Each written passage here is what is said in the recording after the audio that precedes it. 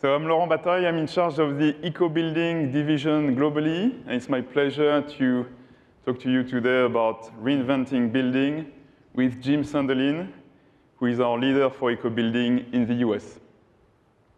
So very happy to be in Atlanta with you today to talk about a place, buildings, where we spend 80% or more of our life. Very important places. Buildings are the bedrocks of our cities. We spend a lot of time in them. And in the coming years, there's going to be a lot of changes happening in buildings, driven by a few different things. One is new constraints, and we'll talk about some of the mega trends that are actually underpinning these new constraints. Second, technology evolution. You see that everywhere in smart home, but a lot of this IoT technology is also impacting buildings for sure. And then end-user expectations. People in buildings are becoming more demanding. They want more from their buildings. They want buildings to become a true strategic asset. All right? So first we're going to talk about the mega trends we see in the market. One of the big ones that is impacting all countries, but particularly Asia, is urbanization. We are living through the largest movement of urbanization in human history. From now to 2050, more than 2.5 billion people will move to cities.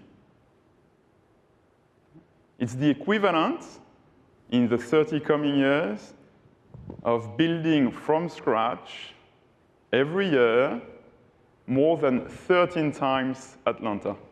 And I'm not talking about downtown Atlanta, I'm talking about the full size of Atlanta with its suburbs, i.e. 6 million inhabitants.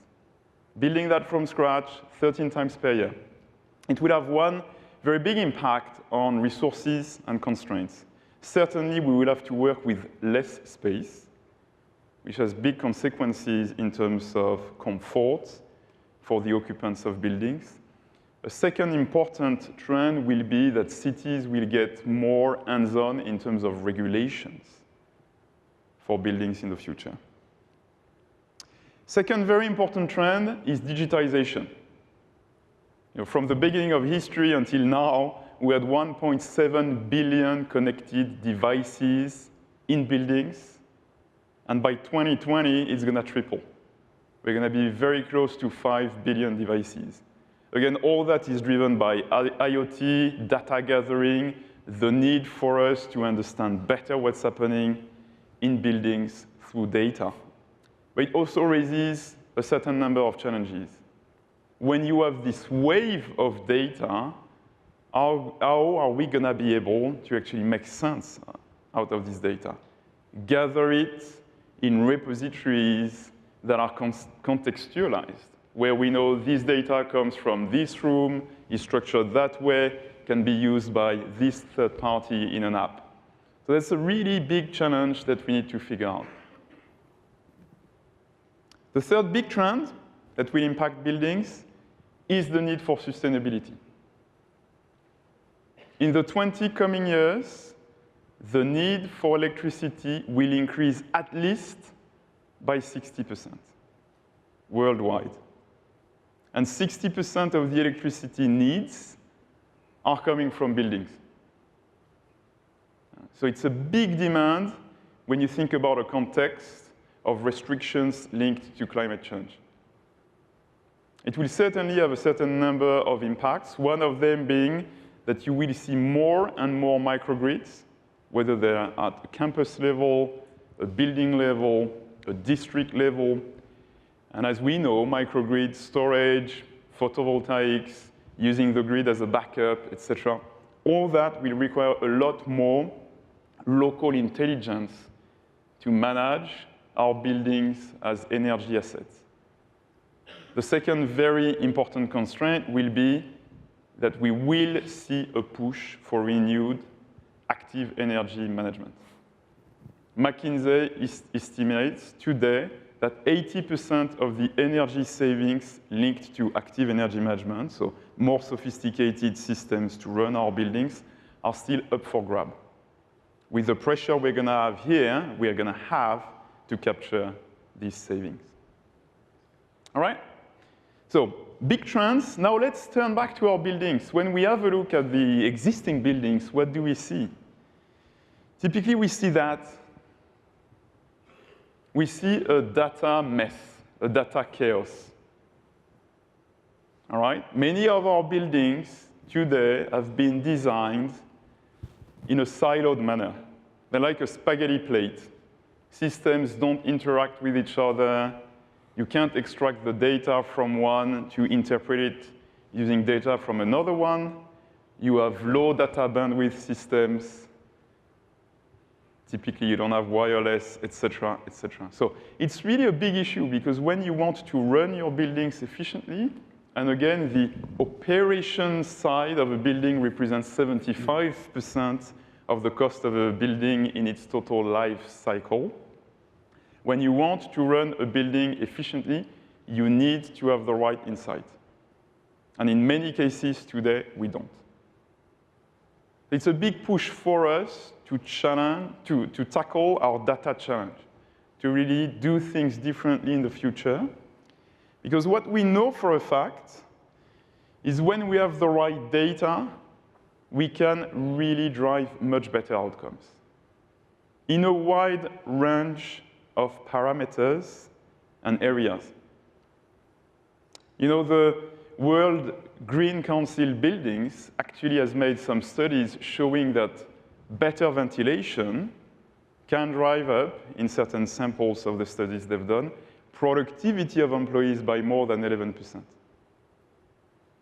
Better lighting can drive up productivity by up to 20 to 23%. We also know that today, temperature is still the largest reason for discomfort in office buildings. Good ventilation is a way to drive down very significantly the number of sick leaves for people in offices. We also know, and we've proven it when we deploy analytics on existing BMS, that we can actually drive more energy efficiency on certain sites by up to 15%. So with, again, the right data, we can drive and run our buildings very differently with great outcomes. Now, when we have a look at the market and we talk to customers, here is what they tell us in terms of value that they expect us to deliver for their buildings, when they're building developers, or for the occupants, where they're end users. You can broadly have a look at 4 categories. The first one, and it's really the one that is emerging and becoming more and more important at a rapid pace, is that people expect more engaging buildings. You know, just think about the market we play in. It's war for talents.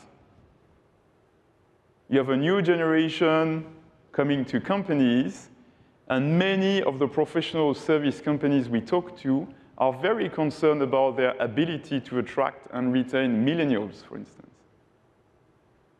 I don't know if you've seen that, but recently there was an interesting article where they had done a poll of the millennials, asking them what are the very important criteria for them to choose a company or a job.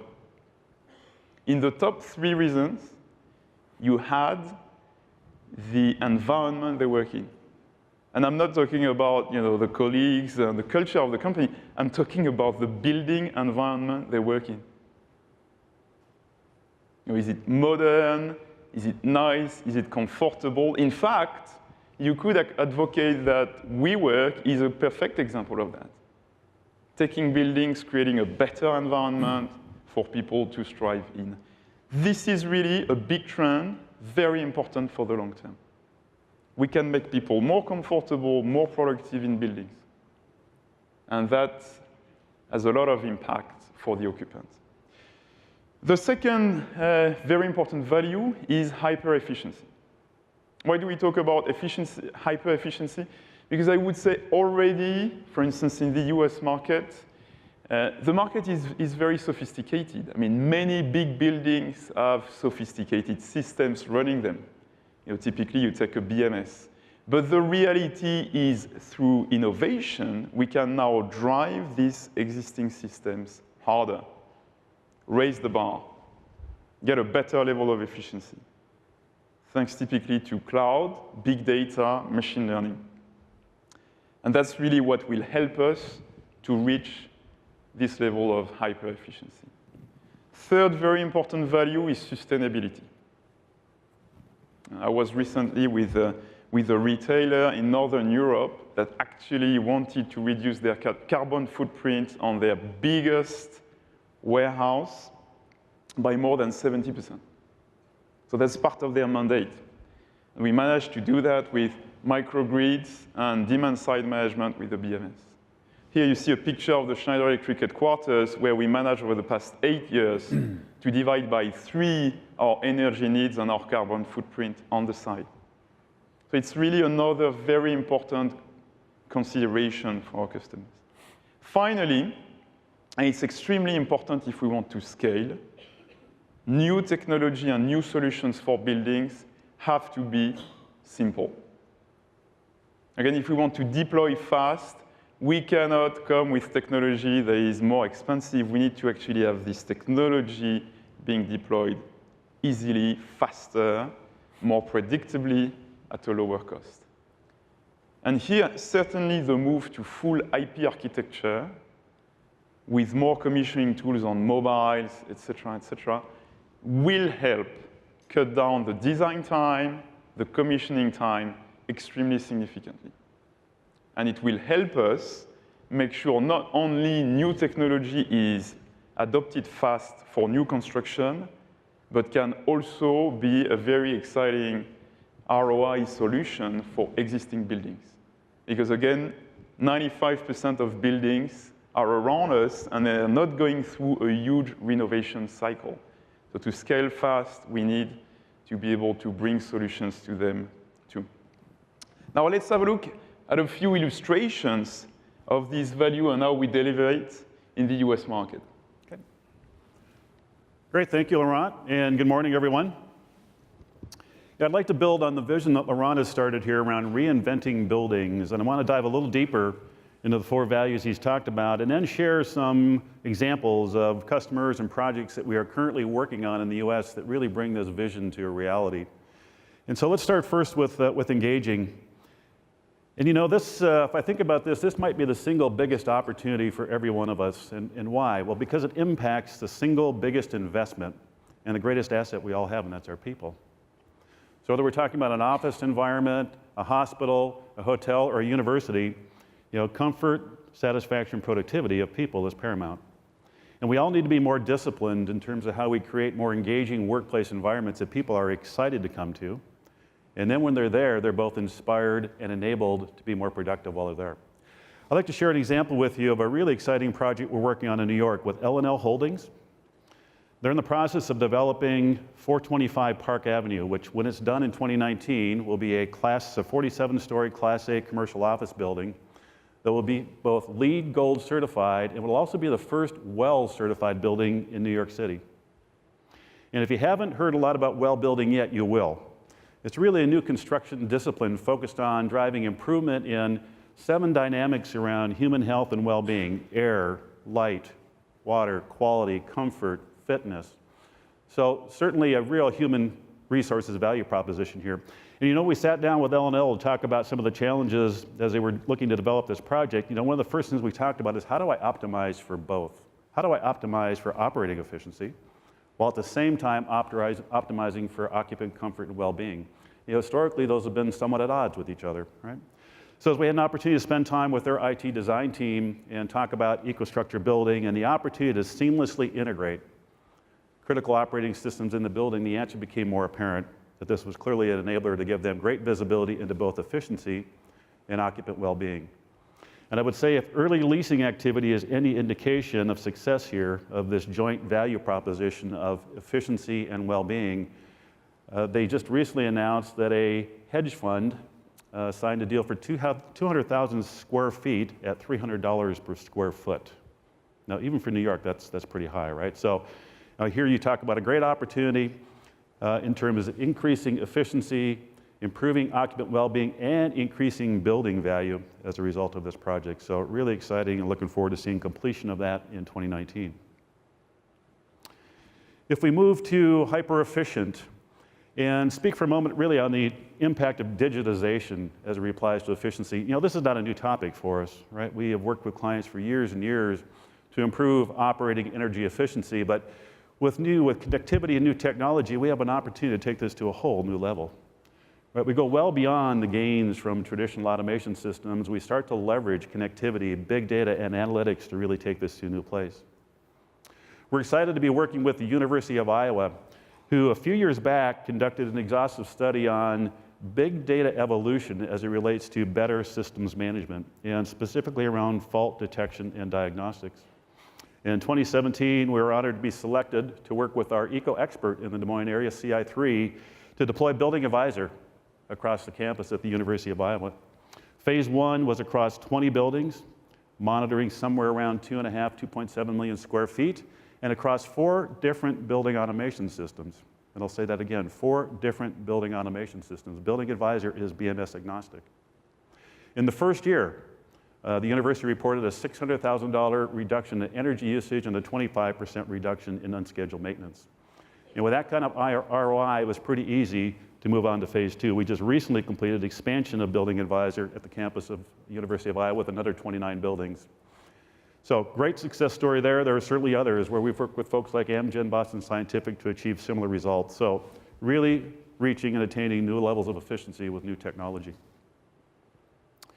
If we move back to sustainability, and if I start with the point that Laurent brought up earlier with buildings consuming more than 60% of energy, clearly they play a key role in terms of how we drive efficiency and sustainability. Right? We simply can't solve the energy dilemma equation unless buildings are an active part of that. They need to be more efficient in terms of consumption as well as more efficient in terms of production of energy. And we're seeing facilities moving that direction. We're seeing more buildings now relying on renewable power supplies. We're seeing more buildings participate in the generation side through local renewables. And we're seeing more buildings contribute on the demand side through local storage capabilities and demand side optimization programs. Yeah, a great case I'd love to share here is the Shed Aquarium in Chicago. And if you've never been to the Shed Aquarium, you need to go. It is a fascinating place, absolutely fascinating place, and a pretty complex environment. I think they speak to hosting some 32,000 aquatic animals under roof in 6 or 7 different climatic environments. So a pretty complex environment when you're talking about managing that workspace. Sustainability is at the top of the list for Shed. And a few years back, they established a very ambitious goal to reduce energy consumption by 50% by the year 2020. And along with it, a very ambitious plan to achieve that. They started with EcoStruxure building and updating the building management system, again, bringing disparate operating systems together around air, light, water, life support systems for the animals and so on, all together under the umbrella of EcoStruxure building. With that in place, they leveraged Building Advisor to do a mapping of the building management system and the equipment to look for areas of opportunity. They further extended that with other energy conservation saving measures with variable frequency drives, sub-metering, LED lighting, and then topped it all off, literally topped it all off, with a turnkey solar installation on the top of the aquarium that is now delivering clean, renewable energy to the facility. So they are well on their way to achieving their 50% reduction by 2020, and it, again, is a fascinating place. I had the chance to go behind the scenes at the Shed a few years back to see all this came together and how the systems, the different operating systems, how they, again, supported all those different environments and animals. It is really a fascinating place, and to see our equipment contributing to the efficiency and sustainability of that organization is really a pretty cool thing. And then wrapping up here with always simple, labor is both costly and hard to find, right? And so we need to be as efficient as we can. How do we help our system integrators be more efficient in design, installation, and commissioning of systems? How do we help facility managers and building operators operate our systems much more simply? And with the introduction of EcoStruxure Building 2.0 this year, there was a clear focus on bringing some of those tools to bear. So we spent a lot of time around how do we cut engineering time through standard applications, new graphics, offline programming that allow our system integrators to install or engineer systems more efficiently. Commissioning with IP technology and mobile apps, it's certainly made easier. What used to be hauling a laptop and a ladder around the building is now pretty simple, right? It takes a mobile app and an internet connection. So again, imagine the savings there. So we'll continue to think about how do we make easier, simpler, faster to design and also to operate. So as we think about, again, more seamless integration of disparate operating systems in the building, we have to make that easier to install as well as making it easier for building operators to operate. So I'd like to wrap up here and kind of bring this whole vision of reinventing buildings together. And I think a great example and a way to go do that I'm going to share with you in a moment here is a video of T-Mobile Arena in Las Vegas. Opened in 2016, T-Mobile is a joint venture of AEG and MGM. And for some of the folks that were in the room yesterday afternoon, Mark Faber from AEG told you a little bit about T-Mobile and some of the complexity of operating a venue like that. AEG and MGM set the bar pretty high right from the start. This is a LEED Gold certified building that is also tasked with providing a best-in-class fan experience night in and night out. So energy and sustainability are at the top of the list. But beyond that, with a variety of events from hockey to basketball to concerts and rodeos, they needed a system that was both reliable and adaptable for an ever-changing environment. And they needed a system that would provide a safe, comfortable, and secure environment for the 18 to 20,000 fans that would be attending 200 nights a year. And last but not least, they needed a system that was simple to operate and gave them the degree of flexibility they need for this ever-changing environment. So let's go ahead and roll the video and see how we're doing here.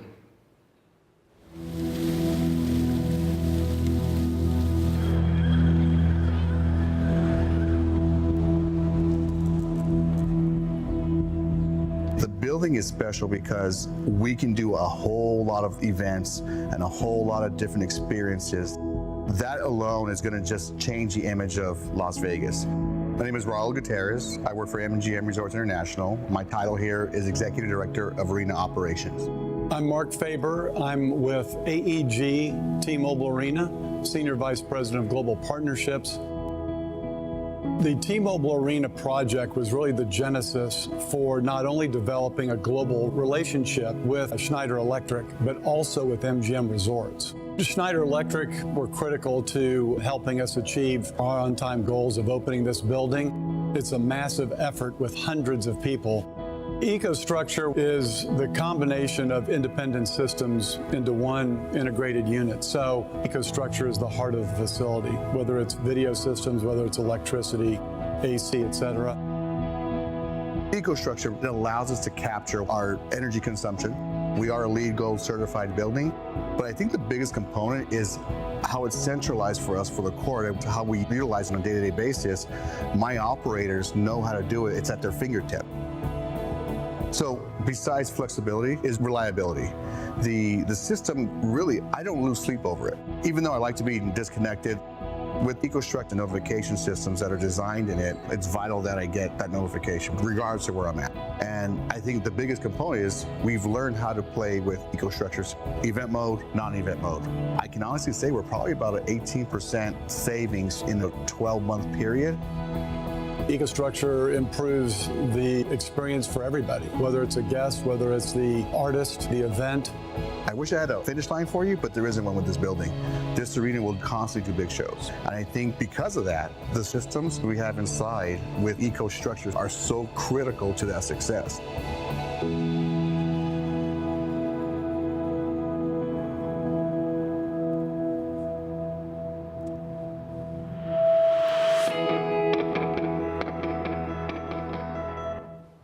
So a great story, and again, I've had the chance to go behind the scenes at T-Mobile Arena and really kind of see how this comes together. It's a fascinating place, and really, I think, demonstrates the true capabilities of Ecostructure.